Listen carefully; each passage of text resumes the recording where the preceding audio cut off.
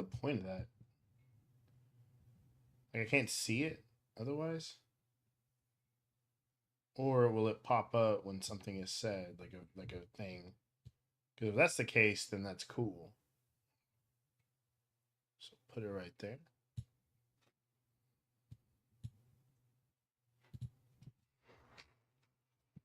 Test it. I don't know how this shit works. You'd think I'd be more tech savvy, but I'm actually stupid.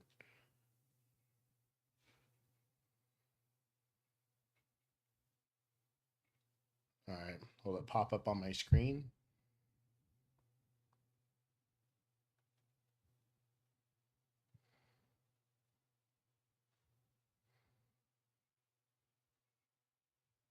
I don't see it. See, what is the point of that then? That's so stupid. Why is this such a pain in the ass? I need a second monitor. That's my issue. If I had a second monitor, I could just put this on the other monitor and I'd be able to see it. But I don't have a second monitor. I only have one monitor right now. See, that's my issue. All right. We recreate. Turn that down just a little bit. It sounded loud. But yeah, I'll just have my chat on my phone for now. So if I'm looking over, that's why. Just got it up on my phone. All right.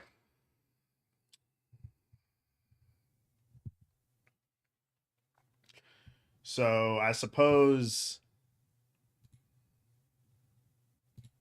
All right, so CoffeeZilla made this video about the lies in the Epstein footage, so we're gonna check this out. We recreated Epstein's prison in 3D to show you the top 5 lies hidden in the government's footage. Yeah, the footage is AI, baby. You can get the raw file on Patreon to explore it yourself, and let's jump into it. Lie number 5, you're gonna get a video of the cell. And you're gonna get the video of the cell. And you're gonna see for yourself.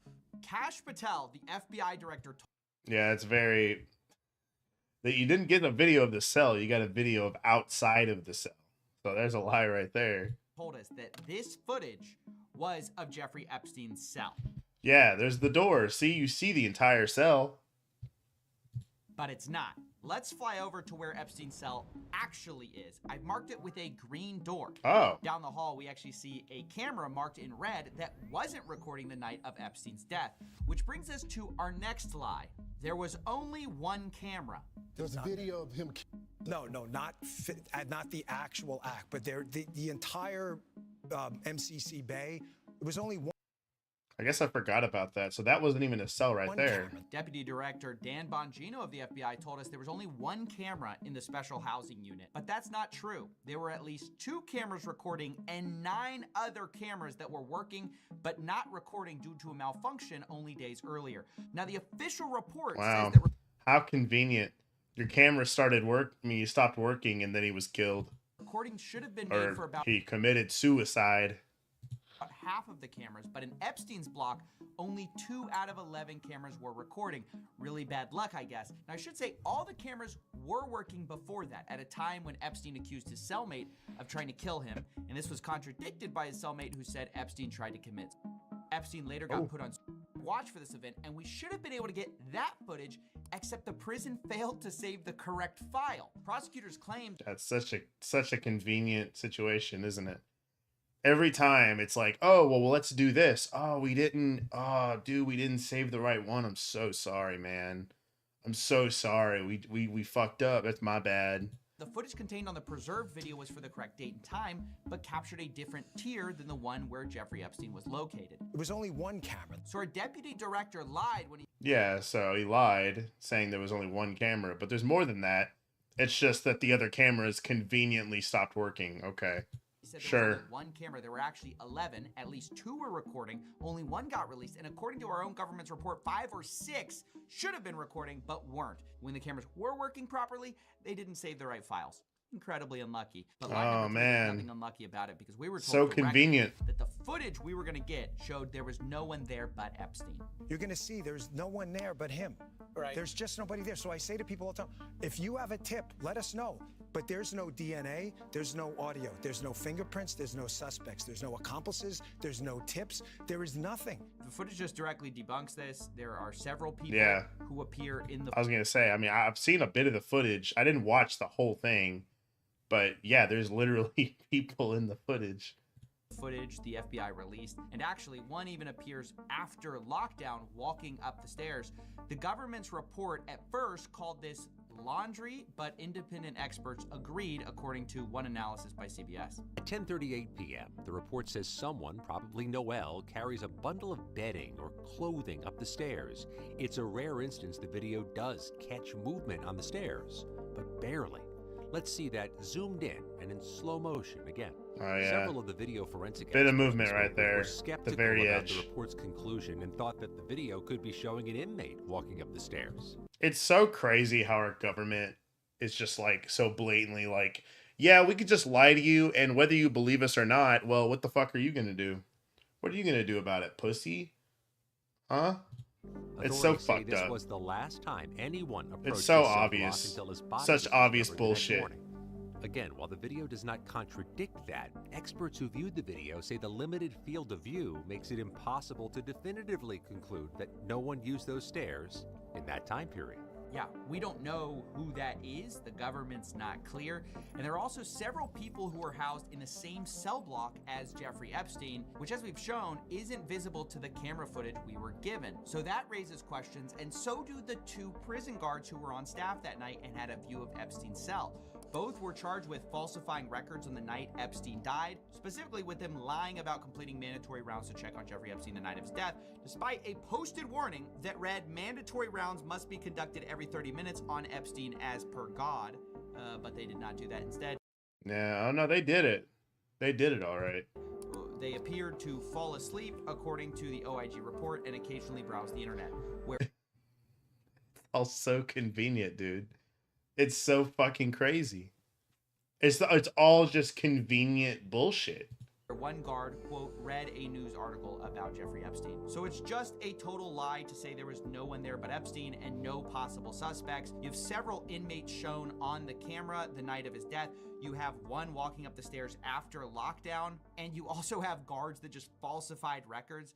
But this all brings us to lie number 2, the second biggest Pinocchio, and that's where they told us we're going to get the raw footage, so we know there aren't shenanigans. Yeah, we already. So there was, what was it, like a minute that was cut out, and then they were like, oh well, it was corrupted or something. But then the files were looked at, and it was proven that the video was tampered with or something like that. I can't remember the exact thing that happened, but that was basically it. The video was like, you could tell it was tampered with. We are working on cleaning it up to make sure you have an enhanced, and we're going to give the original so you don't think there were any shenanigans. So yeah, I don't think I need to explain why this is one of the most brazen lies. We were told we'd be given a modified and the original footage. Instead, what we got are 2 modified videos because both were edited in Premiere Pro. Now, it isn't clear exactly what was edited, but expert forensic analysts who spoke to Wired said the footage wouldn't stand up in court, had 1 minute, no wait, actually 3 minutes missing, and now there are reports 3 that the minutes. DOJ has the full footage, but just hasn't released it. And a government source is alleged to CBS News Yeah, they refused to release. I wonder why. I wonder why they won't release the original footage. Watch it actually turn out to be some like stupid shit. Like someone was like running around naked over here, and they're like, we can't show that. Freaking Billy was over here drunk again, had his willy out. the Billy's FBI Willie. and other agencies are in possession of the full unedited footage. And that brings us to the final point, the final biggest lie of all, and that's a direct quote from the DOJ memo about what the footage even shows. And it says this, quote, anyone entering or attempting to enter the tier where Epstein's cell was located from the SHU common area would have been captured by this footage. The government's entire case is built on this lie, and that's why it's the biggest, because their whole case for saying no one could have reached him is the idea that this one camera angle shows everything. But let's put Maxwell in our 3D twin and have him walk up the stairs. First, we'll put him on the left side of the staircase, and as you can see, you can barely make him out. However, if we put him on the right side of the staircase, you'll find that you can't see him at all. He's invisible from our view. So there's just obviously it's a bad angle. which, by the way, the government already knew because they already admitted in a previous Epstein report, saying that this camera angle specifically was a, quote, partial view of the L tier stairway. So It's not a full view. You can't see everything.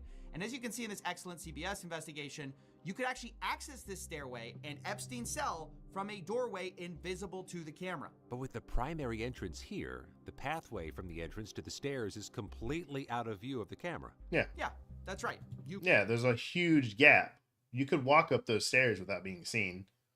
Could access Easily. Epstein's cell. Our replication of the prison shows the same conclusion. If we have Maxwell walking from the shoe entrance to Epstein's cell, we can't see him from this camera angle, even though if we make the walls transparent, obviously we can see him, but in the raw footage, we'd have no way of knowing if somebody walked this direction. This painstaking recreation of the special housing unit can put to bed the top 5 lies from our government about Jeffrey Epstein. 1, we didn't get a video of Jeffrey Epstein's cell. We got a camera that can't see it.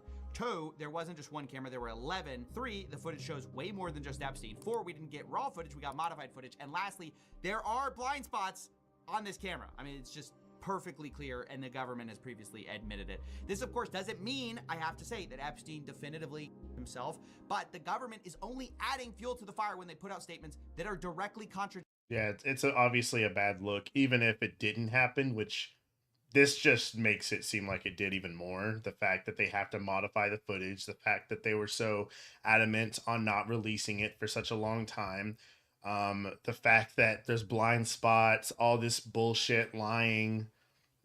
I mean, it's just, it's red flags all over the place. Predicted by their own video. The best you can say is this is either extreme levels of negligence or deliberate incompetence to cover things up. The most honest thing you can say at this point is that we don't have definitive evidence for the night Epstein died, No, one way or the not other, at all. that has been released. The evidence we do have has been modified, does not say what they say it says, and all of this makes it impossible to know 100% what has happened. That is not a conspiracy. That's what the government's own evidence actually shows. Now, as I said, we'll make the 3D version of Epstein's housing unit available on Patreon. It's a Blender file along with a detailed look of how he created it. I should say the government's not exactly forthcoming about the exact specs of their prison, so we had to use some approximations using the photos provided and taking measurements where we could. But as I said, our conclusions match up with the government's from years ago. It's crazy how much he's put into like trying to keep this topic alive, because there's this thing where like no matter how big of a situation is, people will just forget it in like 2 weeks to a month. And that's already happened a lot with this, is that there was a lot of buzz at the beginning and even like a week past it, and now nobody's really talking about it that much except for CoffeeZilla and like a couple others. So we really need to keep this topic alive. I think it's very important to not let it die out. I know nobody has a fucking attention span greater than a goldfish nowadays, but you know, we got to get there. We got to fix this shit. We got to, I don't know what we got to do, but we can't just let the conversation die out because we moved on to the next thing. You know, we got all these motherfuckers who are on Twitter 24 hours that want to do nothing but bitch about stupid shit. Well, bitch about this constantly. Just do it. Don't fucking let it up. So I think we're on safe ground there. That's basically it. Thanks for watching. Self. You want me to get, I've seen the whole file. Oh yeah, you've seen the whole file, but you won't let anyone else see it. That's fucking crazy. All right, that was that one. Yeah, go give that one a like. It's on the Voidzilla channel, but you know, it's CoffeeZilla. There's a couple other videos I want to look at because I added. There's at least 1 or 2 more. Hold on. Go to watch later because I added a few earlier that I wanted to see. That was one of them. I need to just remove all these. Oh God, Outlaws Vengeance. This I was about to say fan game. It's not really a fan game. It's a spiritual successor to like Assassin's Creed and Dishonored. This guy, it's like a little indie game, but it looks really good from what he's doing so far. Okay, I guess this was the only other one. 37 minutes. It better have 37 pedophiles if I'm gonna watch this video. I don't know, man. I don't know if I want to watch that right now. We do got to keep that Roblox discussion alive, though. That shit's crazy, too. More pedophile shit. It's all pedophile shit. All pedophile shit everywhere, man. Huge Nintendo Switch eShop sales have some never-seen prices. Oh, shit. Are there anything cool? Anything? Anything? Anything?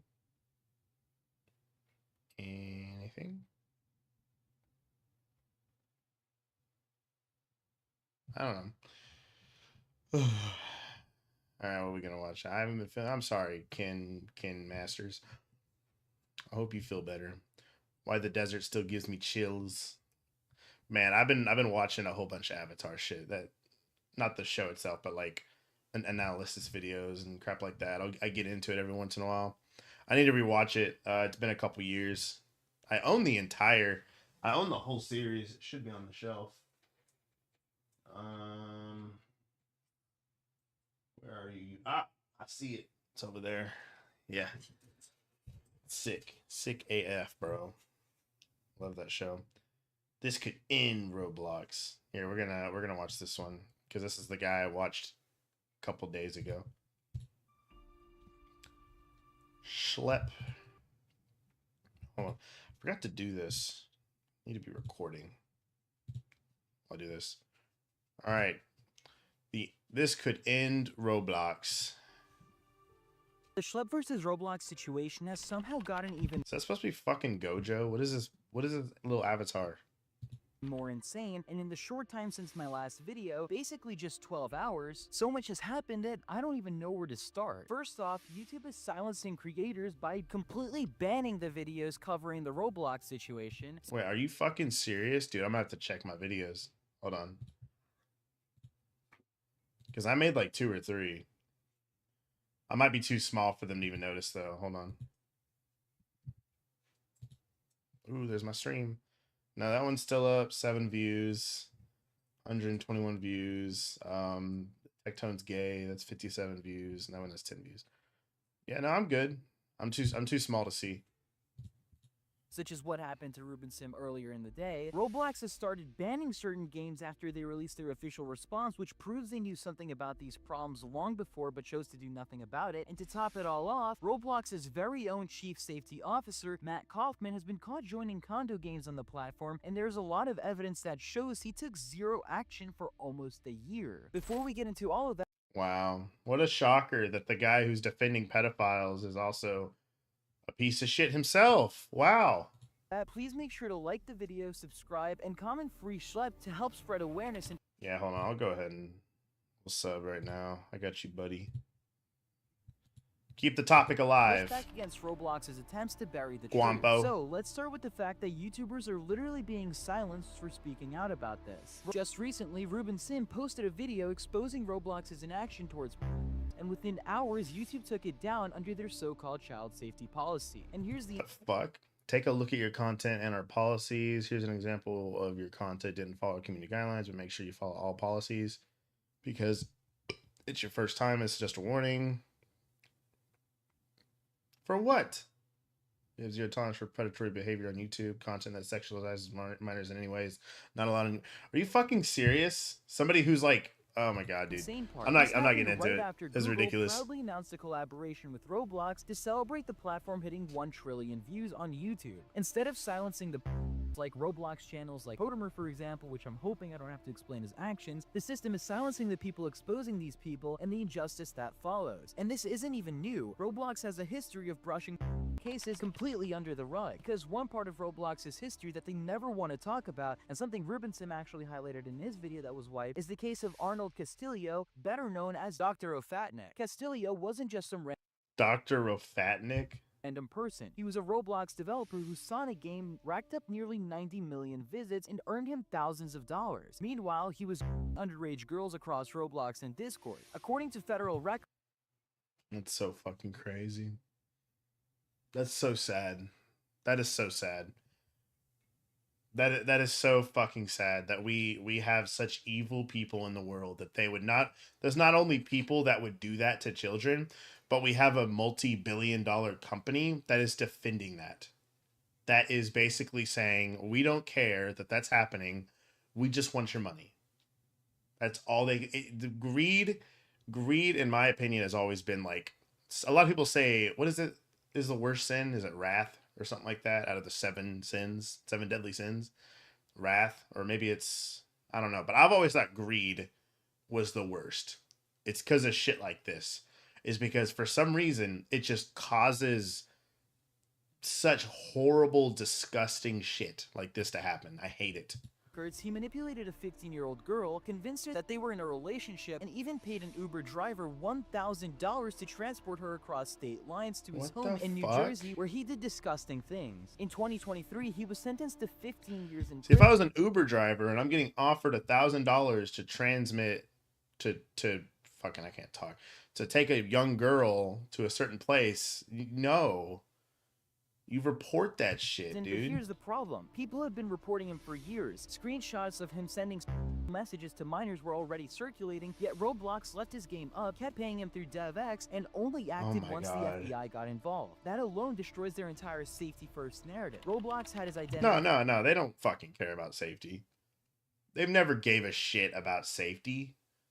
They'll say it. Of course they'll say it. They'll say that they do, but they don't fucking care. Through DevX, They don't want and to put had the money community into reports. They moderating even had it. every reason to step in sooner, but 'Cause they you have to actually chose hire not people to do And that. This is where the hypocrisy becomes impossible to ignore. When someone like Schlepp uses decoy accounts to catch Roblox refuses to ban, he gets punished. But when one of their own developers was literally a minor, they protected him until law enforcement forced their hand. Roblox isn't prioritizing child safety, they're prioritizing their brand. And the proof is right in how they handle their Which is so ironic because all they're doing is hurting their brand.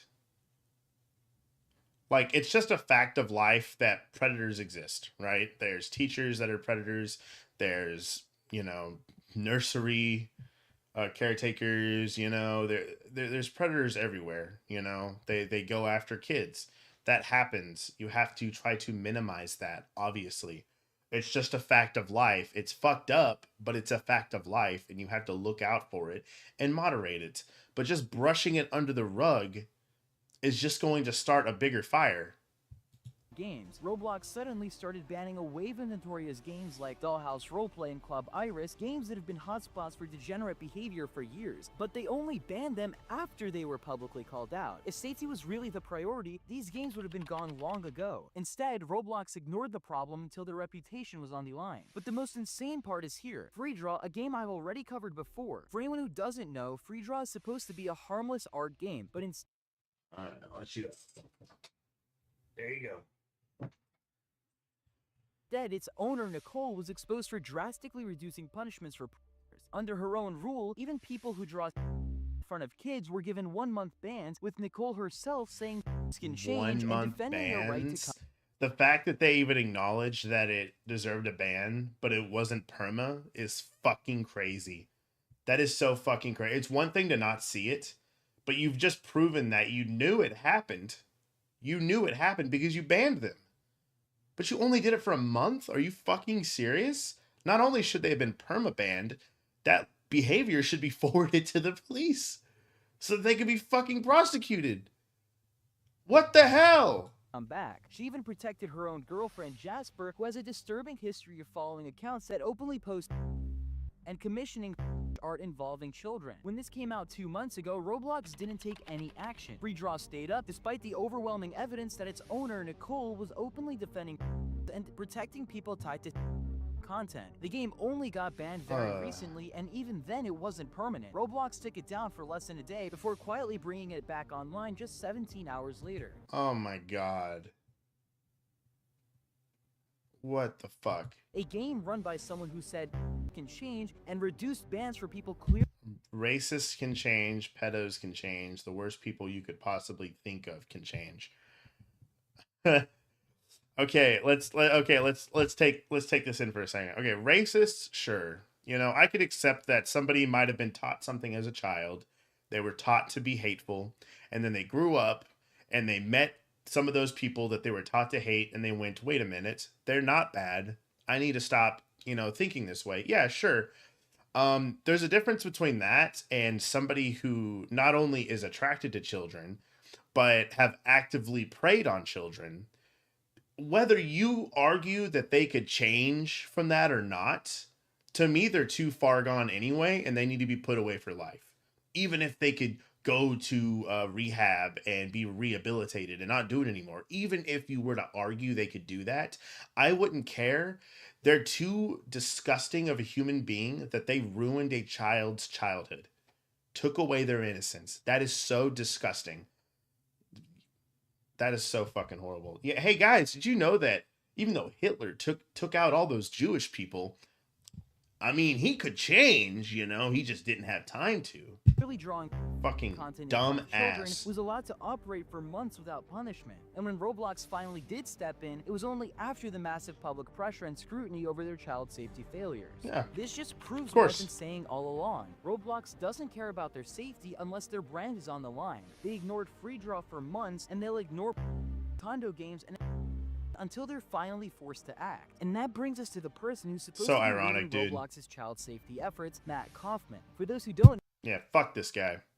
Fuck this piece of shit. No, Kaufman is Roblox's chief safety officer. In other words, as an example, the balding guy from their biggest response video where they tried to reassure everyone that child safety is still their top priority. Briefly Yeah, in my sure. last video, I mentioned Kaufman joining some of these Roblox Sure condo it games. is. At the time, I assumed he was doing it for moderation purposes, like to when the games actually got banned, the truth became extremely obvious. Kaufman wasn't moderating anything. He knew about these games for months, sometimes even close to years, and Roblox let them stay up until they got called out publicly. Let me just give you some examples. We'll start with Dollhouse Roleplay. Kaufman got the badges for this game on December 18th, 2024, but the game only got banned just yesterday. For some context, the date of this recording is August 17th, 2025. As I Roleplay should be a fucking banned word. Why is any, like, this is a primarily, like, child used app. You should have a moderation of just words. Why is lolly allowed? Why is roleplay allowed?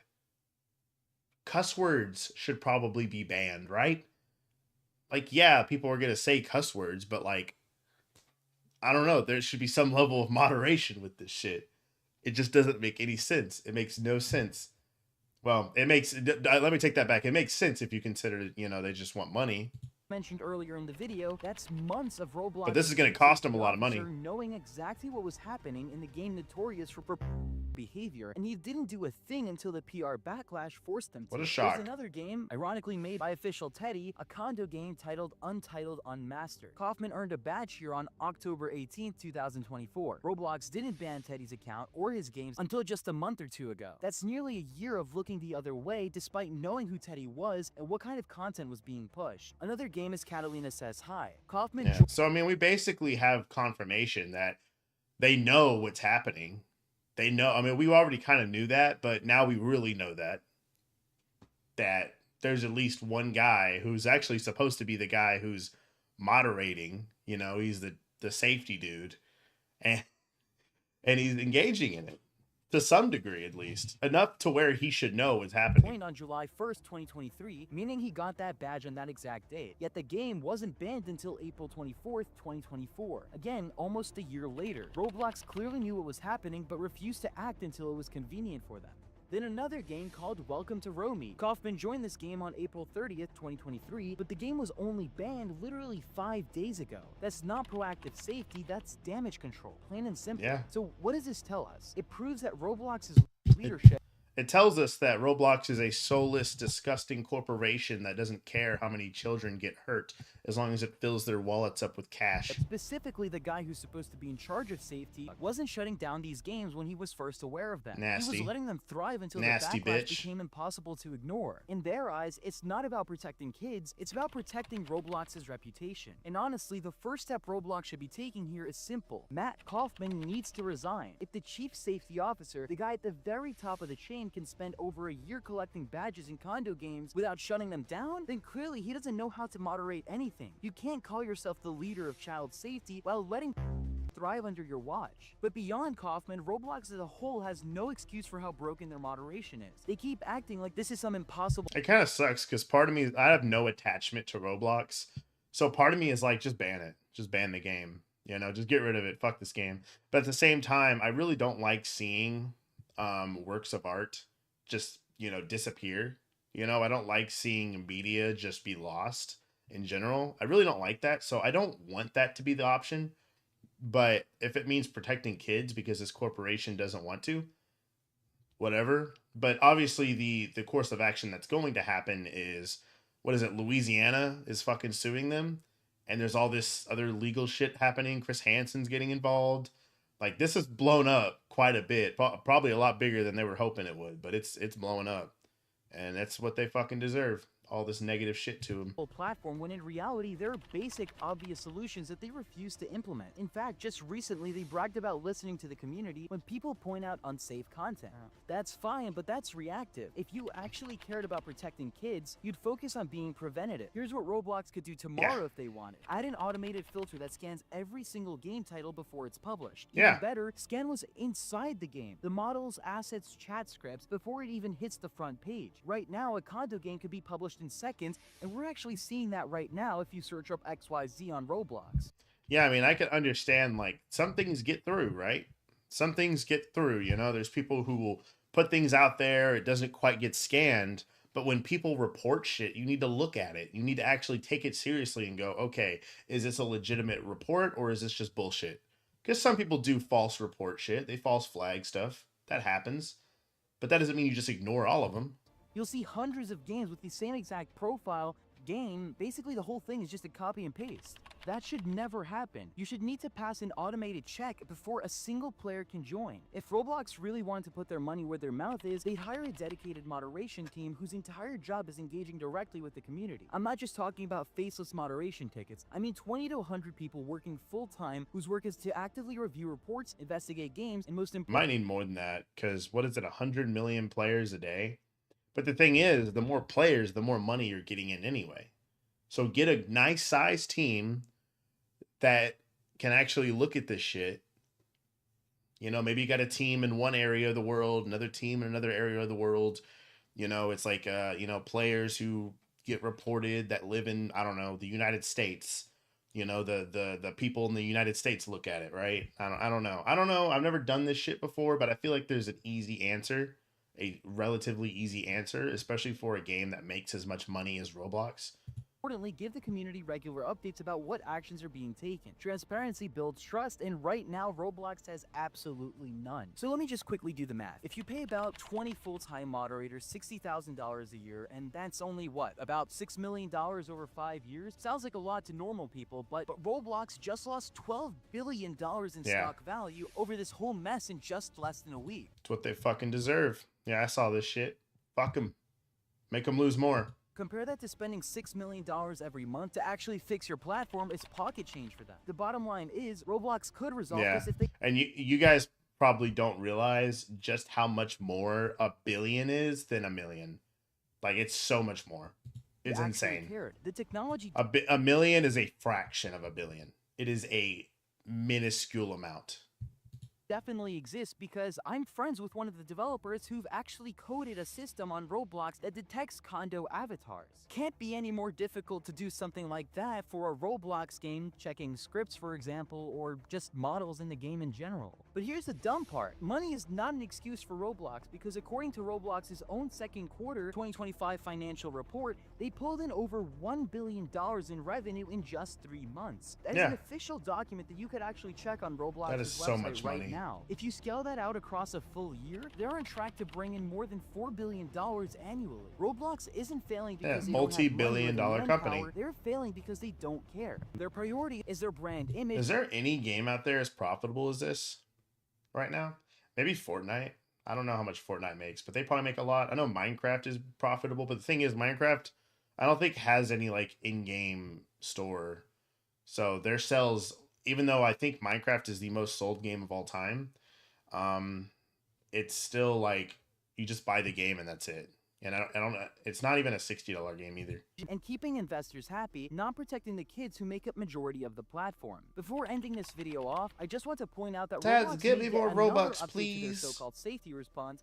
And this time, they quietly slipped in an edit that says they're now considering making the change to 18 years old instead of 17 years old for certain experiences that include private spaces like bedrooms or bathrooms. Think about what this means for a second, because instead of directly addressing the massive problem on their platform, Roblox is nitpicking whether the actual age cutoff should be 17 or 18 for hanging out in condo games. They're not... I mean, it should probably be 18, right? I mean, unless you're going to argue that like rated M games are 17 and up. But I think 18 is a better cutoff. Solving the issue, that's just completely dodging accountability. Sure, this could solve the problem, but why are these games... They're just focusing on the wrong thing. Like, who the fuck cares? Just ban all this, like, inappropriate shit. It's so much more simple. Just ban the inappropriate shit. Ban anything that says lolly. Ban anything that's has anything to do with pedophilia. Ban anything that's like sexual. Like, why is it even on there? There's nothing like cool about that.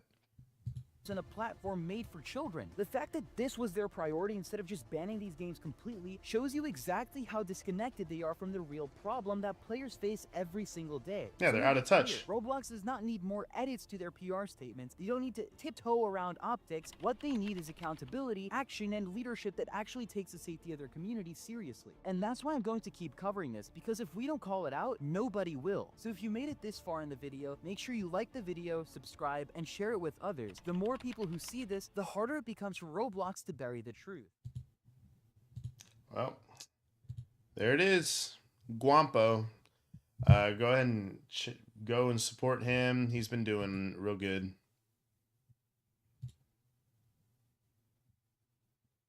Yeah, he's been doing videos like every day. I didn't even see that one. Crazy. Crazy, crazy. Go back. Roblox is so fucked. Yeah, they're pretty fucked. Yeah, $12 billion in stock. Dude, that's what they fucking deserve, bro. That's a lot of money. A lot of money that they're gonna lose from this shit. Absolutely crazy. Villain Therapy. I didn't see this one.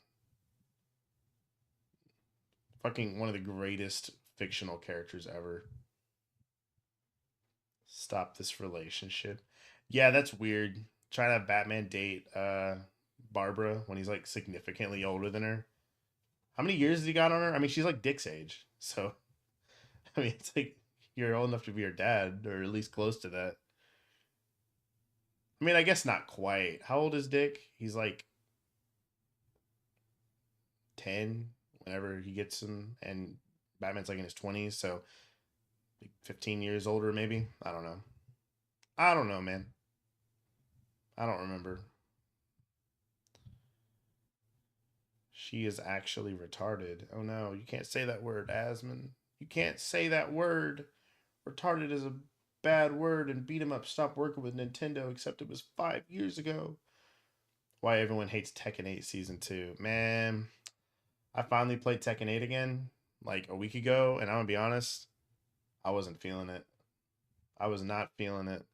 There's something so like weird about it now. I don't know what it is. It's like I didn't play enough to really like go into detail about it, but I'm like, there's something about like the way the movement is, and it's like it's designed in a way where you're constantly just up in each other's noses constantly. It's so like lame. Like, I don't know, man. I was kind of upset replaying it. I was kind of wanting to like not play it until they fixed those issues, because I heard it was pretty bad. Everybody was complaining about it, but now I'm like, I'll just wait again. I went ahead and deleted it again. I mean, it's on Steam. I have it on Steam, but I primarily play it because I only have 2.8 hours on here. I primarily played it on PlayStation because I owned all the shit on there. I own all the DLCs and everything on PlayStation. So on there, I think I have about just over 200 hours on it. And man, Season 2, I don't know about that, man. Delete that. Yeah, I don't know about that shit. Do you need an arcade stick? I've already seen that video. The rivalry DC wants you to forget. Nightwing is so goated, bro. I love Nightwing. He's my favorite. Probably my favorite DC character. Shit, I could just watch this whole movie. I do need to watch this movie, actually. I watched the first one the other day. Very good. Very, very good. Did I just scroll past this shit? It went back up. Or it's just repeating. It's just repeating YouTube is a lie. It's just repeating the same, like, fucking 20 videos. Now it's different. This just ruined Mortal Kombat 1. Nah, get out of here. True Underdog Gaming. Oh, the Electric Underground. Dude, this is literally one of my favorite, like, YouTube reviewers. Because he has, like, actual unique opinions. He articulates them extremely well. And he loves arcade games. And I love arcade games. And I love Rondo of Blood. Obviously, I've already seen this whole video. That's my favorite Castlevania game. I love Castlevania. especially Rondo Blood. That's my favorite. And then Symphony of the Night's probably like right behind that. All right, maybe we'll play a game. All right, get out of here, me. You like my background? Expedition 33. I need to go back and play more of it. I beat it, but I need to play like a lot of the side missions and shit. Ooh, RoboCop Rogue City. I watched the first 2 RoboCop games just before I actually got this game because I wanted to be a little bit more familiar with them before that. But part of me also wants to play more of this. This game is so good. First Berserker Kazan. This is my game of the year, baby. Game of the year. It's my goatee. I love it. Expedition 33 is like right behind it, but I love this game too much. This combat, incredible. Expedition 33's got it on like the story, the music, obviously, maybe the graphics. Maybe. That's debatable because I actually love the way this game looks. I think this game is beautiful, but I think it's very easy to say that Expedition 33 is very pretty. It's prettier than this game, but I don't know. I love the rough grittiness that this game has with like the realism mixed with like anime style. It looks so good. I could play the Dispatch demo though. I have not played this. I have not played the Dispatch demo. We got Devil May Cry. Everybody likes Devil May Cry. We got Black Ops Cold War. I like the campaign in this game. It's pretty cool. We got BlazBlue. I don't know, man. Look at all these games that I don't have downloaded. There's some bullshit. Man, I don't know. I don't know what I want to play. I do got emulators. I don't have any ROMs right now, though. Nothing downloaded. The fuck's going on? You know, whatever. I'm not doing that shit right now. I could suck my butt. Right out of my nut. Horror games. I don't have horror games. What are you talking about? Alright. The Epstein cover-up is unraveling. Some ordinary gamer. Oh, Aspen Coldplay. What the fuck is this picture? The hooker, dude. What the hell? Witchfire just made AAA look pathetic. You know, I've been thinking about getting this game. I've always thought it looked really good. People were saying it's kind of like Destiny, but like in a more like fantasy the rest of style. The industry argues about crunch, live service roadmaps, and how to squeeze another tenner out of cosmetics. A tiny indie team of 12 Polish developers spent 10 years 12 making a people unique made shooter this? Dude, look how fucking good this looks. that just works. No battle passes, no daily challenges, no premium currency. Yeah, dude, I fucking hate all that shit. I won't even play games like that. The second I hear that a game has some shit like that, I'm like, bro, it's a video game. I'm supposed to have fun. Stop doing this stupid daily challenge shit. Even a Grand Blue Fantasy versus Rising has fucking daily challenges. And I'm like, bro, I'm not going to play this game for 10 minutes every day just to get this shit. No cosmetics, That's so stupid. Just guns, magic, progression, just make a fun game. and that dangerous And feeling I'll play it. when you keep telling yourself, just one more run at 2 a.m. 90% positive Steam reviews from over 10,000 reviews, made by a studio that respects you enough to let you fail, adapt, and try again, and all for just 30 quid. This is Witchfire, made by the Astronauts, a studio based in Warsaw, and you know their work even if you don't know their name. These are the developers behind Painkiller and Bulletstorm, proper old school shoot. Oh. You know what's funny is I was thinking about playing Bulletstorm the other day. I didn't know they made this. And then Painkiller, I have seen Painkiller. I don't know if I'll play it. I'll play it that eventually. didn't Maybe. apologize for being violent or difficult. When Epic bought their studio People Can Fly, Adrian Schmilars and his team eventually walked away. Why? Because they got tired of watching the industry turn everything into a live service cash grab. So in 2012, they founded the Astronauts and made The Vanishing of Ethan Carter, a first-person mystery that trusted you to... God, I know all of these games. I've just never played any of them.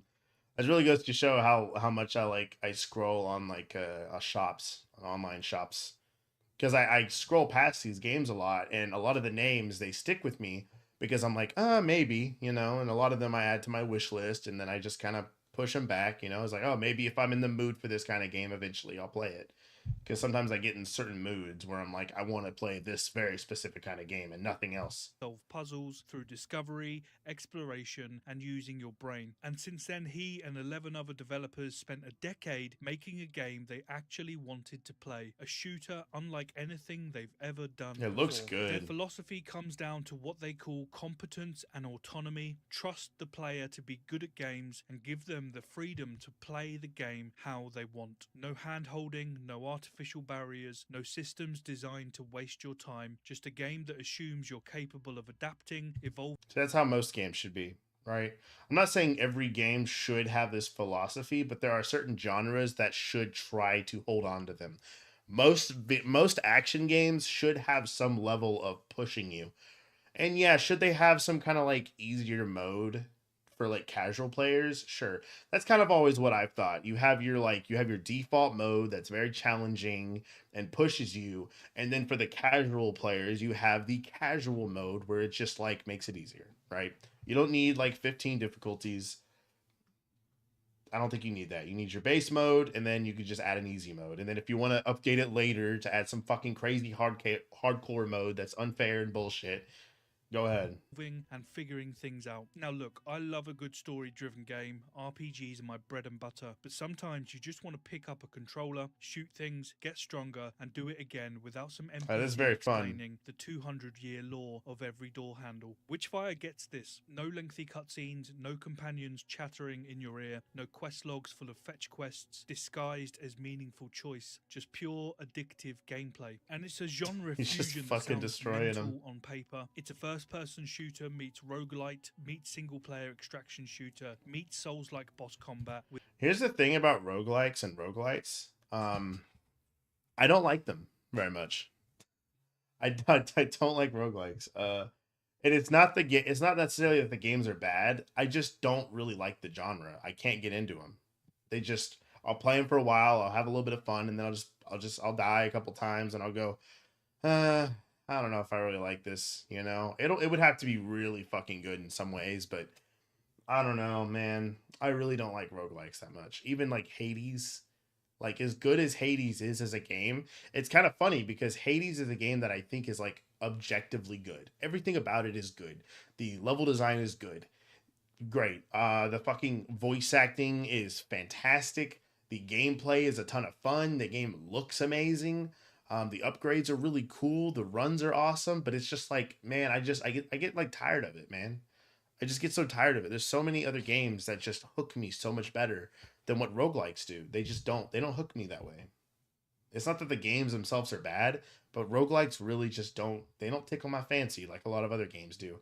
I prefer more linear style games. Right now, I actually just played Streets of Rage 4 and I beat it on normal, and now I'm running through it again on hardest difficulty, called hardest, which isn't even the hardest difficulty. Is fucking I don't know why. The hardest difficulty is called Mania Plus or something like that. I don't know. I'm getting off topic. RPG mechanics thrown in on top. And that shouldn't work, but it does, and it works so well because every system serves the core gameplay loop. You drop into a run, you fight through the map, you collect Witchfire, the game's currency, and face a choice. Push deeper for better rewards, or extract and spend what you've earned. Because you can't just level up mid-run like in Elden Ring, you have to end the run, extract with your Witchfire, and upgrade back at base. Which means every encounter becomes a question of, do I risk the boss fight now, and potentially lose everything, or do I play it safe, extract, and come back stronger? That tension is real. Anyone who's played... That's the thing about games is that, like, especially action games, is that like on the fly decision making of like being like, okay, what should I do here? Should I like so this is kind of the thing in a lot of games, and not just like stuff like this, but just the little decisions you make. For example, in Resident Evil 4 or just Resident Evil in general, right? Where if a zombie's coming at you, and this is the kind of thing I like about old Resident Evil games is when you aim, you have to kind of like sit there and aim. You can't just, aim and run away while you're aiming. You have to like stand. So there's this like decision that you have to make. Do I sit here and actually try to shoot them and waste my ammo? Or do I run? Or do I, in Resident Evil 4's case, do I shoot them in the knee and fucking suplex them and throw them off a cliff and then go back to their mother's house and fuck her a couple times and then come back and finish them off?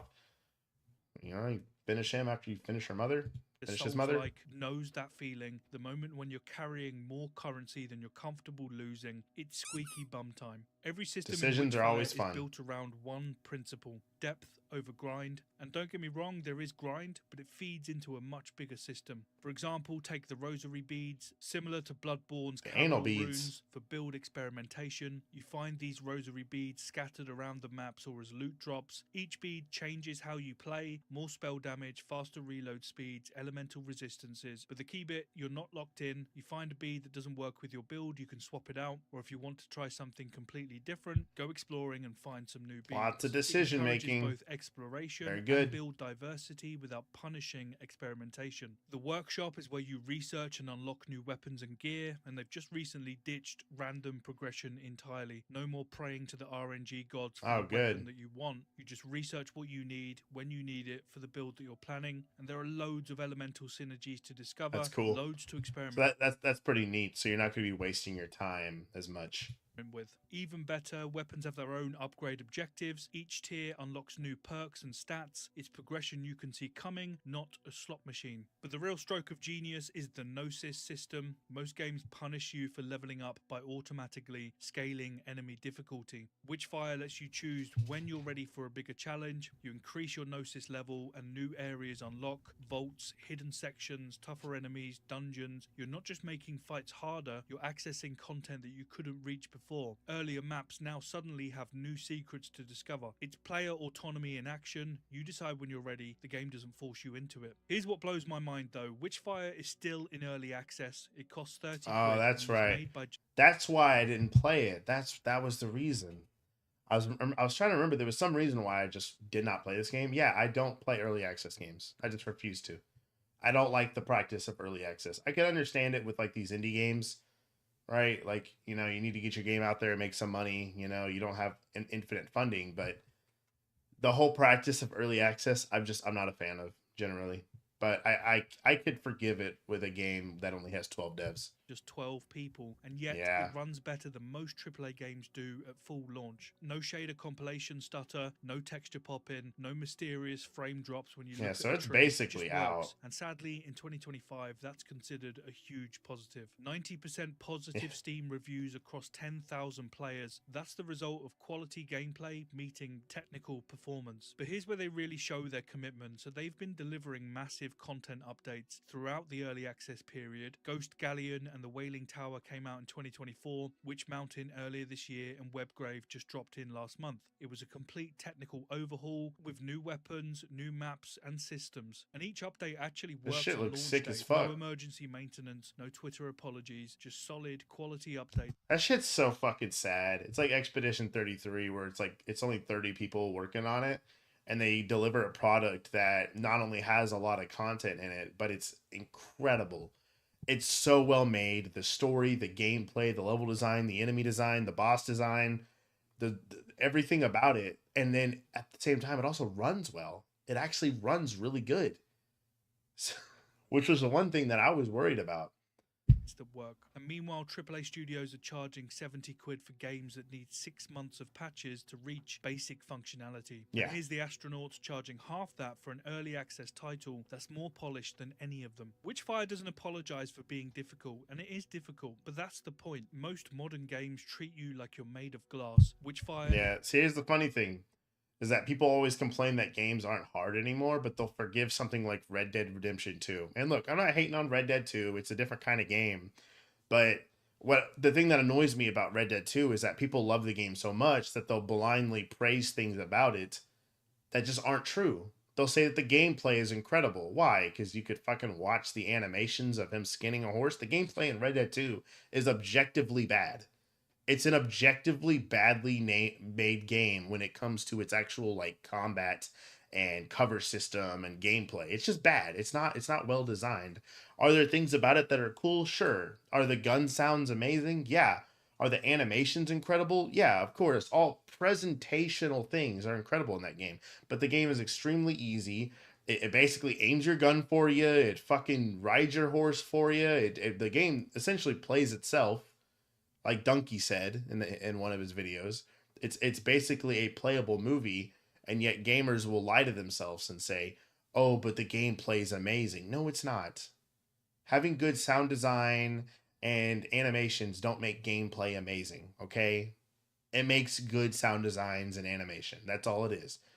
Expects you to fail, learn, adapt, try again. The developers follow what they call the 3 paths to victory philosophy. Borrowed from Soulsborne games, you can win through skill, smarts, or power, perfect aim and movement, clever use of abilities and environmental knowledge, or grinding levels and better gear. But here's the key difference from something like Destiny. Enemies don't become literally immune if you're underleveled. No big red immune text patronizing you for even trying. If That you're is good stupid. enough, skilled enough, you can still win regardless of your level. And the game is hard, especially early on. You're not meant to clear every map on every run. You're meant to push as far as you can, die, extract what you've learned, and come back stronger. Not stronger because the game handed you a participation trophy, stronger because you actually got better at playing. And here's something you don't see often. The astronauts are active on Reddit, answering questions, taking feedback, actually implementing suggestions where they make sense. And when's the last time that we saw devs engaging honestly instead of going silent for months between patches that fix basic functionality? And that builds trust. But what Witchfire represents is the bigger story here. 12 developers, 10 years of development, no marketing blitz, no celebrity endorsements, no promises about changing gaming forever. Just a shooter that works, respects you, and delivers exactly what it promises. While major studios throw hundreds of millions at live service disasters that shut down after 6 months, Fucking Concord. Concord didn't shut down after 6 months, though. It shut down before 6 weeks. That shit was out, like, immediately. these Polish developers quietly built something that lasts. Proof that quality, passion, and clear creative vision trumps any budget or glossy marketing campaign. This isn't just another indie success story, it's a manifesto in gunpowder, pain, and quality. And if this came from a major publisher, it would be twice the size, double the price, half the quality, and buried under seasonal that's so content fucking and premium true. currencies. Oh, what's Witchfire up, probably Patrick won't hit 10 Hoffman? million players, How you it might doing? never make AAA money, but it proves something that the industry forgot. You can build a loyal community by just making something with passion, not by manipulating people to stay logged in. These are the games that we should support. Games made with the sole purpose of delivering quality, not siphoning wallets. It's what happens when developers still care about the craft. Witchfire isn't just a great shooter. Yeah, you could tell there's a lot of passion put in this. It's a No Space Marine 2 today. rejection of I technically already beat it. My internet had went out and I went ahead and beat it. But I'll probably play some online of it eventually. But no, I'm not going to play any today. everything wrong with modern game design. And if you want more honest coverage of games that actually matter, not because someone paid me to say it, but because they're actually worth your time, then subscribe. Otherwise, go play Witchfire, support developers who still care about quality, because it still matters, even if the industry pretends it doesn't. Thanks for watching. I'll see you in the next one. Oh, there it is. Witchfire looks sick as fuck. You can give that a like. Yeah, check this video out. Veteran Joystick. Plays with his veteran joystick, I'm sure. Sick. I don't know if I'm even going to play anything today. I'm just not in it. Yeah, I've been doing the whole Roblox thing. I actually just reacted to some shit earlier. So I'll be uploading that video later, but it'll be on the stream as well. It's just I'm gonna cut it and put it as a video. But yeah, no, I've been seeing a lot of stuff with Chris Hansen and Roblox, and they're getting sued. Their stocks dropped by like $12 billion or some shit. It's crazy, but I think it's what they deserve. Dante ruins every anime. Why? Why does he do that? That'd be very rude of him. But Dante, I thought you were cool. If Cell was voiced by Markiplier. What the hell is this? He's coming. I can milk you. What? All right, hold on. Okay, we don't gotta be weird. Hello, everybody. My name is Markiplier, and I am officially back. Jesus Christ. Well, what's your You can tell that it's like Five Nights at Freddy's little background noise too. problem? Not like I destroyed the world or... Oh, no. Okay, I'm on my way then. Bye, ladies. Oh, boy. To send you a sexy pic of me. What the fuck is this? Broadcasting in NCS. Hello, guy. How are Oh you no. doing? Let's go up to the roof there. Oh yeah. no, it's Markiplier. Hey, how's it going there, buckaroo? Sorry, bro. No entry today. You have a good one. I can't believe it. This is why Markiplier was getting canceled. Because he turned into Perfect Cell and started murdering people. I'd cancel him too. I'd be like, cancel him. Hello, everybody. Get My outta name is here. Markiplier, and welcome to One Chance. Cell's going to destroy the world in 6 days. Every single living cell on planet Earth will be dead. You have one chance. Ooh, boy. Now, the thing about this game, like its name What the fuck? says, you only have one chance to beat the game. Oh, man, no one's talking to me. This is really awkward. Okay, so they don't know yet. Okay, so god damn, they don't know. I like how they don't even give me a week. It's 6 days, not 7 days. Thanks, everybody. Thanks. I'm great. You're welcome. You have a good one.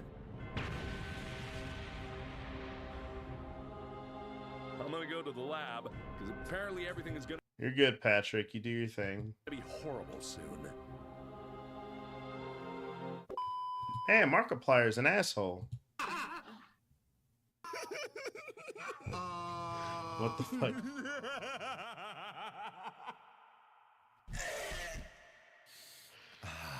I'm a giggly bitch by nature. Does it really What the matter fuck? anymore? Today's a big day. Get a move on. Okay, smooch.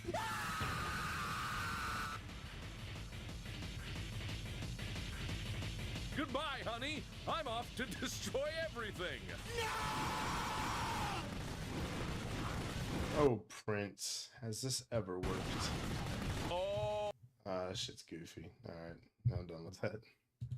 I'm probably about to go ahead and end the stream. But, this was funny. The greatest Robin? Who is Batman's greatest Robin? Well, it's Dick. Dick's obviously the greatest Robin. He's awesome. Alright. Well, that's going to be about it. Y'all have a Gucci day.